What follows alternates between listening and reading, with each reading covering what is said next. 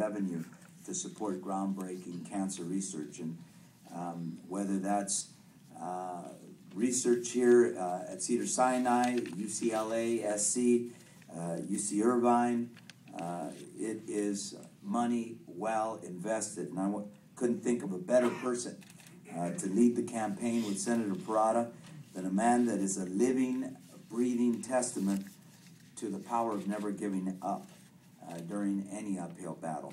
Whether it's setting the record for the number of Tour de France wins or courageously fighting a dismal cancer diagnosis, Lance Armstrong has spent his life defying the odds. And in the process, he's given Americans and people all over the world the inspiration to take on their own challenges. And it's my pleasure to introduce this American icon, an incredible athlete, a cancer survivor, a generous philanthropist, and now the co-chair of the California Cancer Research Act, Lance Armstrong.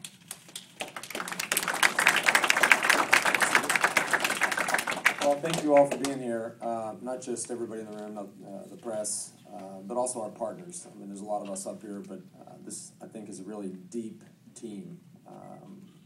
You know, besides Live Strong, American Cancer Society, of the American Lung Association, American Heart Association, Campaign for Tobacco-Free Kids, a lot of great partners in this coalition. And I think as somebody who's just views himself and his organization as just a sort of a member of that team.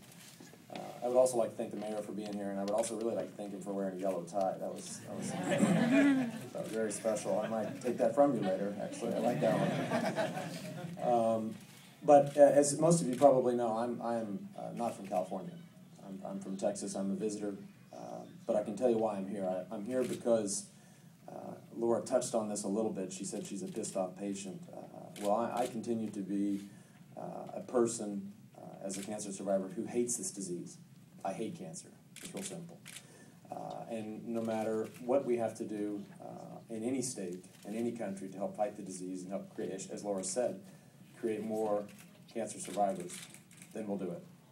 And you know, a few years ago we had an initiative in the state of Texas called Proposition 15, which funded $3 billion worth of research and prevention in the state of Texas. It was successful a couple of years ago. We worked hand in hand with the legislature and the governor in Wisconsin for Smoke-Free Wisconsin. That is now a smoke-free state. So this, when Don and his people came to us in 2009 and mentioned this idea, we all thought at the time when we did Proposition 15 in Texas at $300 million a year that we would never get anywhere near that. And Don and his crew walk in and they just doubled it. We were blown away. And so we immediately wanted to help. We collected signatures last year during the Tour of California in May. These guys got enough signatures, and here we are. But as everybody up here has said, and I don't want to necessarily get into the opposition because I think this is a very simple message, and this is all about saving lives.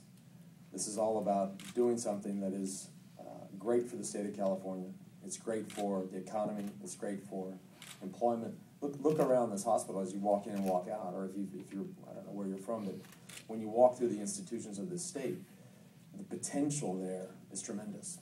And if you think of $500 or $600 or $700 million a year to fund that potential, as Laura wants, and I always do what Laura wants personally. I don't know about y'all. We will have more cancer survivors, not just in California. Don't forget, I mean, whatever happens and is created or invented or changes in California, it goes everywhere.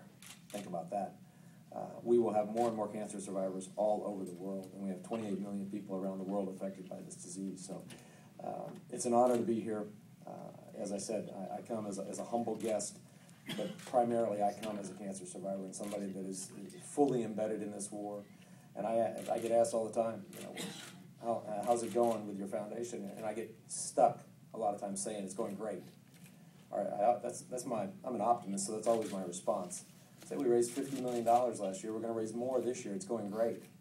But when I step back from that, the true answer to that is, it's not going that great.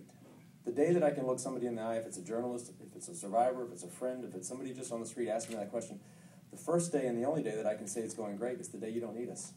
That's the day that we can truly say it's going great. So this is all about that. The California Cancer Research Act, I think, is certainly significant and certainly a perfect place to do it. So, Don, thank you for your leadership.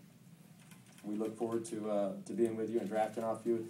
And you know, we don't come today. We come with a commitment to work hard, and we know it's going to take a lot of work, and we know it's going to take the effort of many, many people, including the people in the coalition, but also the people on the streets that have been affected by the disease. So, thank you for having me, and wish us luck.